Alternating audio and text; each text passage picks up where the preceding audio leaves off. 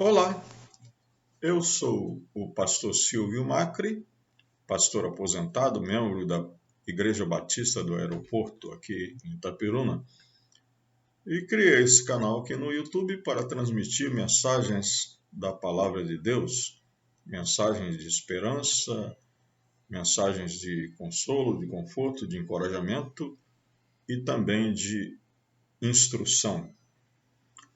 Nossa mensagem de hoje tem como título Questionando Deus e está baseada em Jeremias capítulo 12, versículos 1 a 6. Leamos então a palavra de Deus. Diz assim: Senhor, tu sempre me fazes justiça quando apresento uma causa diante de ti. Portanto, desejo te fazer esta queixa. Por que os perversos são tão prósperos? Por que os desonestos vivem em paz? Tu os plantaste e eles criaram raízes e deram frutos. Teu nome está em seus lábios, mas tu estás longe de seu coração. Quanto a mim, Senhor, tu me conheces, tu me vês e provas meus pensamentos. Arrasta essa gente como ovelhas para o matadouro, separa-os para a matança. Até quando esta terra ficará de luto? Até o capim nos campos secou. Os animais selvagens e as aves desapareceram por causa da maldade dos que nela habitam. Pois o povo disse: o Senhor não vê o que o futuro nos reserva. Então, até aqui no versículo 4, nós temos a queixa de Jeremias.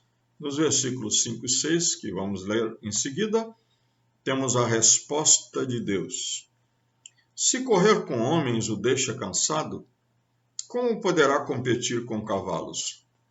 Se tropeça e cai em campo aberto, o que fará nas matas junto ao Jordão? Até seus irmãos, membros de sua família, se voltaram contra você, conspiram e se queixam a seu respeito. Não confie neles, por mais agradáveis que sejam suas palavras. O profeta Jeremias, ele se caracteriza por ser aquilo que os estudiosos chamaram de profeta chorão. Ele era muito queixoso.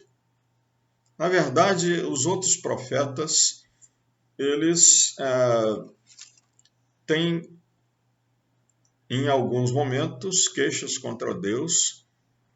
Eles também falam da religião como algo que é uma relação pessoal com Deus. Mas é em Jeremias que nós temos essa grande ênfase. Com Jeremias, a religião torna-se uma relação pessoal com Deus e uma relação aberta e franca. Nossa relação com Deus admite até mesmo o questionamento. Deus admite ser questionado. Jeremias fez isso muitas vezes porque ele teve muitos problemas na sua missão de profeta. O povo se voltou contra ele e até a sua família se voltou contra ele. Eles consideravam, inclusive, como traidor. E quem acompanha a história de Jeremias vê que até o fim foi de muito sofrimento. Por fim, ele morreu no Egito, sequestrado, por assim dizer, pelo seu próprio povo que o levou para lá. Então, nesta passagem aqui, Jeremias diz: tu me fazes justiça quando apresentam a causa diante de ti. Então, ele admite que Deus é justo, mas ele quer fazer uma queixa. Ele está questionando Deus. Então, a primeira coisa que nós aprendemos aqui é que a justiça de Deus é irrefutável. Deus é sempre justo. Mas ele está aberto às nossas queixas. Por isso, Jeremias apresenta a sua queixa. Em Romanos capítulo 9, versículos 20 e 22, nós temos justamente uma abordagem de Paulo sobre isso. Ele, numa linguagem retórica, ele diz assim: ora, quem é você, mero homem, mero ser humano, para discutir com Deus? Acaso o objeto criado pode dizer àquele que o criou: por que você me fez assim? O oleiro não tem direito de usar o mesmo barro para fazer um vaso para uso especial e outro para uso comum? Da mesma forma, Deus tem o direito de mostrar sua ira e seu poder, suportando com muita paciência aqueles que são objeto de sua ira, preparados para a destruição. Ele age desse modo para que as riquezas da sua glória brilhem com esplendor ainda maior sobre aqueles dos quais ele tem misericórdia, aqueles que ele preparou previamente para a glória. Então, Paulo está dizendo aqui que não podemos refutar a justiça de Deus, apesar de que possamos nos queixar. Mas Deus é o Criador, Deus é o oleiro, nós somos o barro. Então, essa é a primeira coisa que nós aprendemos aqui. E no Salmo 73, nós encontramos uma coisa muito interessante.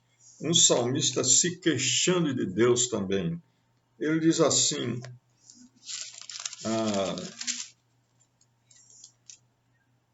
vejam como os perversos desfrutam uma vida tranquila, enquanto suas riquezas se multiplicam. Foi à toa que mantive o coração puro? Foi em vão que agi de modo íntegro? O dia todo só enfrento problemas. Cada manhã sou castigado. Se eu tivesse falado como eles, teria traído o teu povo. Tentei compreender por que prosperam. Que tarefa difícil. E aí ele diz: então entrei em teu santuário, ó Deus, e por fim entendi o destino deles.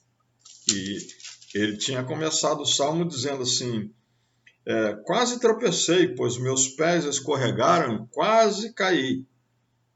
Pois tive inveja dos orgulhosos quando os vi prosperar, apesar da sua perversidade. Mas ele quase tropeçou, mas não caiu. E então, no final, ele diz: percebi que o meu coração se amargurou. Isso no versículo 21. E que eu estava despedaçado por dentro. Fui tolo e ignorante. A teus olhos devo ter parecido um animal irracional. E, no entanto, ainda pertenço a ti. Tu seguras a minha mão direita. Então,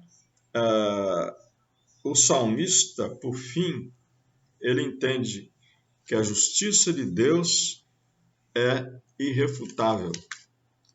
Mas nós aprendemos aqui também com Jeremias, no capítulo 12, já no versículo de número 2, diz assim: tu os plantaste e eles criaram raízes e deram frutos. Teu nome está em seus lábios, mas tu estás longe de seu coração. Quanto a mim, Senhor, tu me conheces, tu me vês e provas meus pensamentos. Então, Deus deu prosperidade aos ímpios.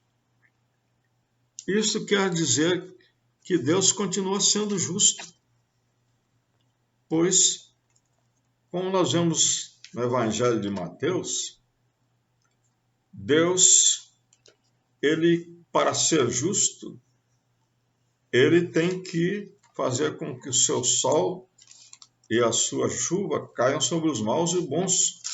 Está aqui no capítulo 5, versículos 43 a 45, Jesus ensinando lá no Sermão da Montanha: vocês ouviram o que foi dito, ame o seu próximo e odeie o seu inimigo. Eu, porém, lhes digo, amem seus inimigos e orem por quem os persegue.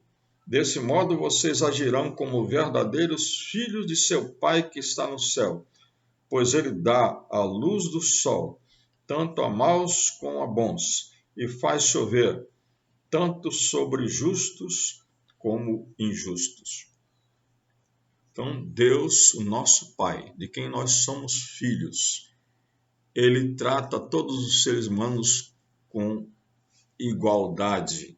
Deus não tem prediletos, Deus não tem preferidos. O seu sol e a sua chuva vêm para maus e bons. Quando chove no meu terreno, chove também no terreno do vizinho, ainda que ele possa ser um ímpio, um homem que não tema a Deus. Então, porque Deus tem que ser justo com aquilo que ele criou. Ele estabeleceu leis na natureza e essas leis precisam ser cumpridas, obedecidas. Então, a prosperidade dos maus faz parte das provisões de Deus para toda a humanidade. Deus, para ser justo, ele tem bênçãos para todos, mas tem bênçãos especiais para aqueles que o servem. Isso nós vamos ver mais adiante. Justamente quando Jeremias diz assim, eles, infelizmente, te honram com os lábios, mas o seu coração está longe deles. Os ímpios, os perversos. Foi isso que o profeta Isaías disse, esse povo honra-me com os lábios, mas o seu coração está longe de mim. É uma palavra que Jesus citou, esta profecia, essa palavra de Isaías, Jesus citou em Marcos, capítulo 7, versículos 6 e 7. Este povo honra-me com os lábios, mas o seu coração está longe de mim. Deus conhece o nosso coração. Foi isso que Jeremias disse. Quanto a mim, Senhor, tu me conheces, tu me vês e provas meus pensamentos. No Evangelho de João, capítulo 2, nós encontramos algo a respeito disso. Diz assim, por causa dos sinais que Jesus realizou em Jerusalém durante a festa da Páscoa, muitos creram nele.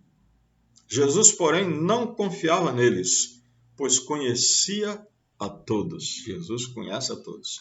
Ninguém precisava, vejam bem o que João acrescenta aqui, ninguém precisava lhe dizer como o ser humano é de fato, pois ele conhecia a natureza humana. Deus conhece o coração do perverso, Deus conhece o coração daquele que ama o Senhor. Por isso, não nos preocupemos. Deus conhece o nosso coração. Deus vai provar a nossa fidelidade. Muitas vezes, essa provação é através de uma doença, de um desemprego, de uma situação financeira difícil, ou através de um problema qualquer que tenhamos, de uma perseguição. Mas Deus conhece o nosso coração. Assim como Isaías pode dizer, o Senhor conhece, o Senhor sabe como é o meu coração. O Senhor prova os meus pensamentos. Não é? Então, Deus é justo. Ele aceita a nossa queixa. Mas é preciso que nós saibamos que Deus é justo com todos os seres humanos. Porém, ele conhece o coração de cada um. Ele sabe quem o ama de fato e de verdade. E muitas vezes, ao invés de responder com conforto, com consolo, com a palavra de ânimo para nós, Deus nos apresenta um desafio.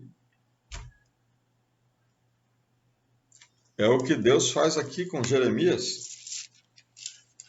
A partir do versículo 5, aliás, no versículo 5 e 6, ele diz: se correr com homens o deixa cansado, como poderá competir com cavalos? Se tropeça e cai em campo aberto, o que fará nas matas junto ao Jordão? Se você, como ser humano, não entende essa questão e se queixa, como é que você vai entender a mente de Deus, a justiça de Deus, o coração de Deus? Pior ainda, se você não consegue correr como ser humano, como é que você vai correr com os cavalos? Em outras palavras, Deus está dizendo para Jeremias: prepare-se para um desafio maior. Prepare-se para não somente correr na planície, mas também correr no meio da mata. Prepare-se para maiores dificuldades. Muitas vezes Deus nos apresenta desafios para que nós possamos aprender a confiar nele, não é?